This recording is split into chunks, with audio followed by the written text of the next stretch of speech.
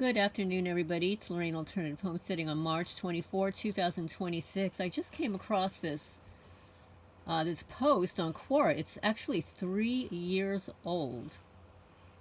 And it's in the Gangstalking Worldwide Forum. And the person writes, Freemasonry is an intergalactic secret society. These gangstalkers are not humans like us. Their brains are very different. Most of you are stuck in the programming to not even consider them non-humans. Well, I've already discussed this on my channel. When just because somebody would be considered non-human, it doesn't mean that they're intergalactic, okay?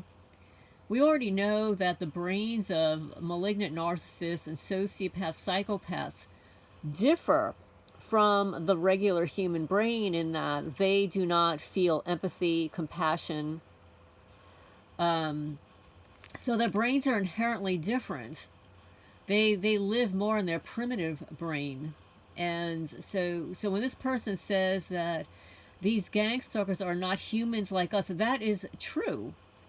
But I'm not necessarily going to consider them to be intergalactic secret societies. However, you know, we can beg to differ on this, and I look forward to your comments on this topic. Their brains are very different. Most of you are stuck in the programming not to even consider them non-humans. After 13 years of this, I can say for a fact, these ugly Freemason gangstalkers are non-humans. They use their enhanced third eye to hack our brains. The wise ones know these are non-human.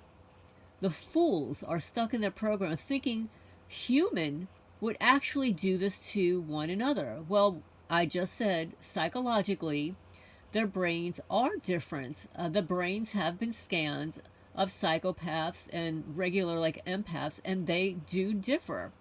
So their brains absolutely lack the portion of the brain that would be compassionate and caring and loving and kind. They are missing that portion of the brain. Those features, I should say, those features that would be highlighted in the brain. These fools are stuck in their program thinking a human would actually do this to one another. Look at your smartphone's technology. This is all alien tech, including electricity, TVs, microwaves, etc. Society is alien tech. We were not created to live as slaves, not knowing that we're slaves. Only the small few wise ones know what I'm talking about.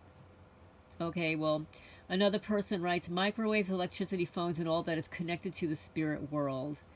Another person says they actually put cameras in your eyes. And I believe that they do perform these covert surgical procedures to put cameras in your eyes.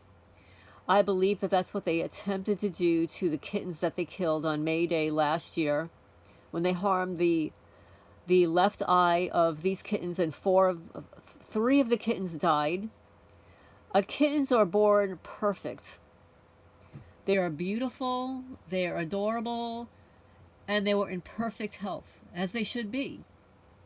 But when somebody interferes with them to infect them, to surgically implant something in a kitten that's not even a month old, well, you know that's not going to work. It's not going to turn out well. Another person writes, you're absolutely right. 5 years ago, I became a Freemason. They took a blood sample and cloned me. This person says, and it says his name is Daniel Beals, and this is from January of this year, and that's probably why it's popping up on my feed now, because the original post is 3 years old. He says, I'm the clone, and I'm not fully human. And then, of course, you've got the ridiculous people that say, you can't be serious. And then another person writes, same as me. I am a clone of a clone. And as you're aware that one of our subscribers who gave the testimony said that she's got an evil clone. Now, one person says there's a saying that goes, the best slaves are the ones that think they're free. I ran across it years ago, and it always occasionally came to mind ever since.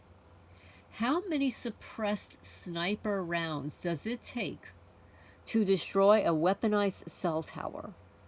How many licks does it take to get to the center of a Tootsie Pop? And then, and then somebody actually responds and says 256 licks. And then one person writes early this year, says, this is why targeted people are not taken seriously. There is no intergalactic anything about this crime. It's a government program against its own citizens, paid for by black ops inside the systems. The vast majority of people that participate think they're good people. They're helping their community by the harassment, electronic torture, vandalism, poisonings, and slander campaigns against completely innocent people who have done nothing to warrant such treatment. Why would any normal, reasonable person take part? Pack mentality mostly. For many of these people, it's fun. They actually enjoy harassing and bullying someone that they know can't fight back legally. It's pure evil. Research has shown that church groups are particularly fond of these activities. People that in their own eyes are quote-unquote Christians. You know, like down the block, the Christian Appalachian Project, also stalking me. Co-workers, friends, and family members are more than happy to join in. That's what this is about. I did not come from another planet, aliens, or reverse technology. It's a government that has a long, sordid history of experimentation on its own people. So how is it stopped? Just say no. This crime could not exist without community participation. It would wither and die if the masses refused to comply. It's that simple and that complicated simultaneously. Now, I will say that, yes, it is complicated, but it's not that simple, because what happens is so many people, as we've all come to realize, is that they're bribed, they're blackmailed, they're coerced, and some people have no idea literally what they're getting into, while others join in and participate willingly. Of course, they're getting paid, and they get their rocks off, their sadistic pleasure and everything, but there are more than enough people that really are clueless about exactly what's happening. They just think, oh, well, you know, I was just told to drive by her house and knock on her door and ask for something. They don't realize that that may be happening every day of the week. They don't know all the other things that are happening. They're only told a minimum amount of what it is that is occurring. And that's another reason why they isolate the victim. They don't want people to see what's happening. Because somebody who knows you personally, somebody who sees you on a regular basis, would clearly begin to question, Lorraine, what's that thing on your face? How come your ear is swollen?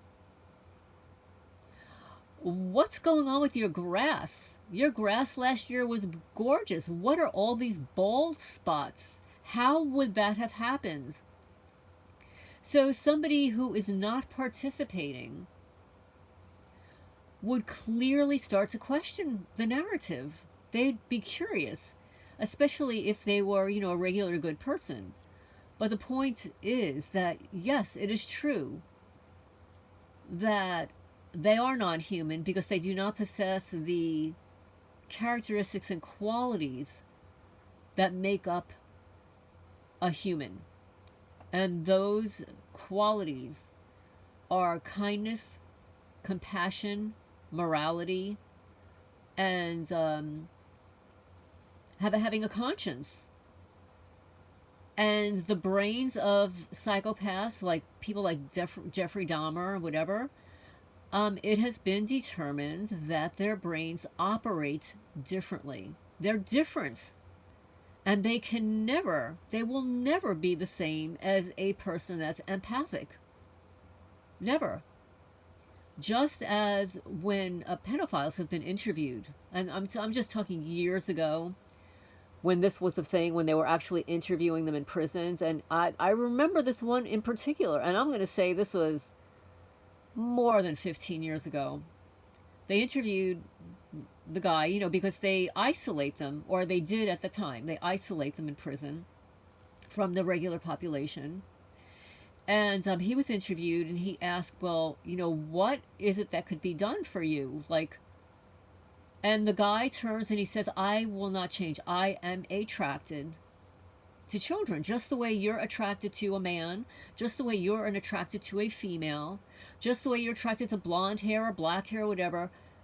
You're programmed. You are attracted to certain qualities. And I remember him saying, I am attracted to children.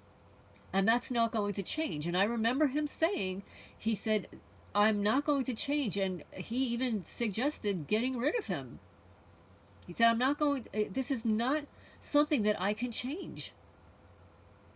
And it's the same way with the brains of some of the people that are harassing and stalking us. And it is widely known that the intelligence agencies deliberately hire and recruit people for this gang stalking, organized stalking, human trafficking program because of those negative qualities, or the ones that they do not possess, because it makes them more effective in harassing a person, because they will have no conscience.